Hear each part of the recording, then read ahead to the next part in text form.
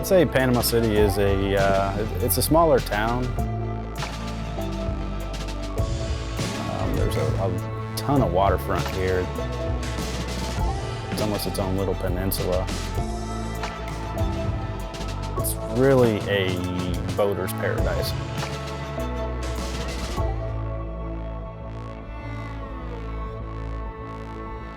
Being from Florida, we have hurricanes on the regular. Even hearing a storm, coming on TV is not a big deal to us.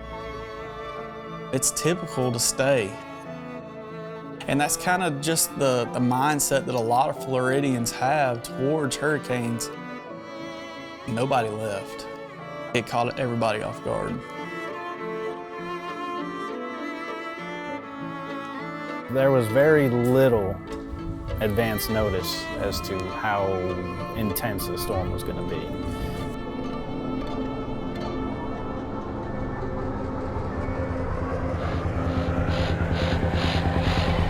We're just keeping a close eye on Hurricane Michael right now.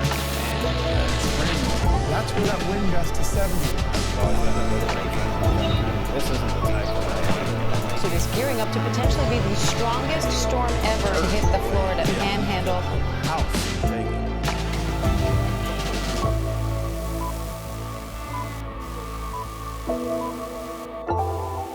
It's 10 o'clock. Good evening.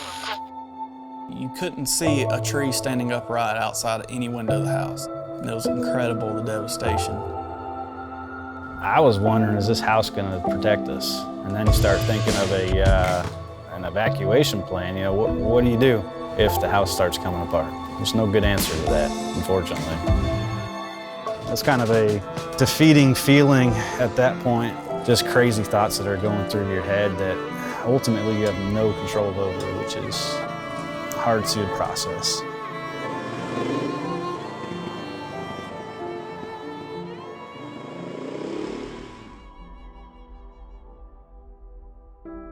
After the storm, words can't describe after the storm.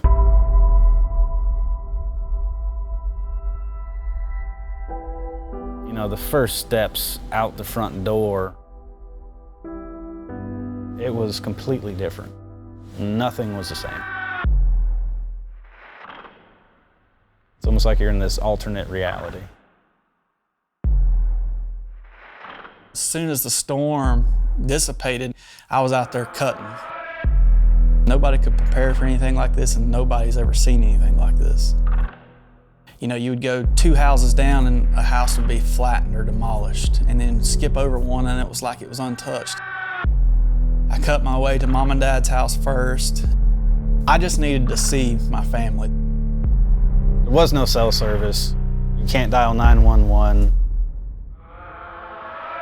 I knew that the power and the lights and life was not going to come back online as normal for many weeks to come.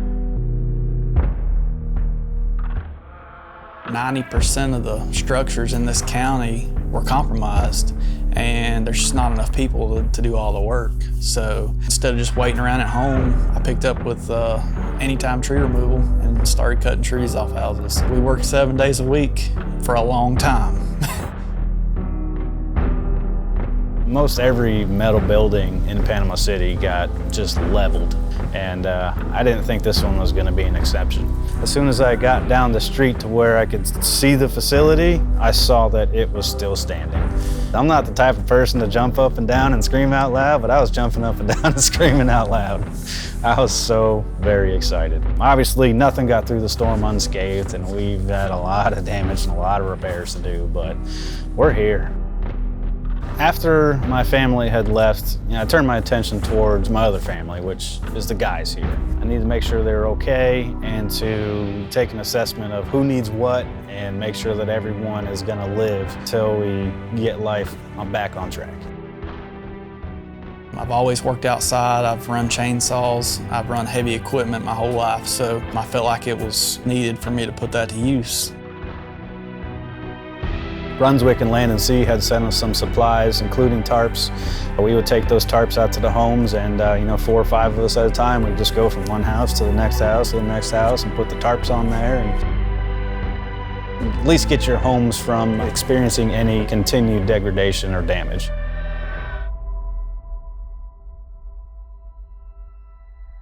We're 6 months out since the storm, and I haven't got everything put back together yet. But all things considered, we were very, very blessed. We're living a lot better than a lot of people.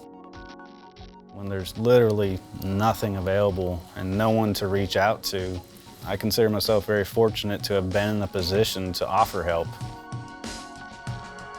Stuff is just stuff, you know. People are what's important that can never be taken away. I know sometimes you kind of have to have some of the bad to make you appreciate the good. Stuff like this, you know, humbles us. It knocks us to our knees, and that's part of life, you know, and you just got to get through it the best way you can, lean on your friends and family, and you'll get through it. I think the attitude of the community is very positive. Most people consider themselves a survivor now, and they're looking to help out anyone any way they can. The immediate future is going to be more of the same. It's going to be roll your sleeves up and go to work and rebuild. I think for the next probably 5 to 10 years it's going to be that way. I feel that the community's stronger due to the efforts of having to pull together. You know, all the things that you need to get by are in place. We're not letting the storm dictate, you know, how we move going forward.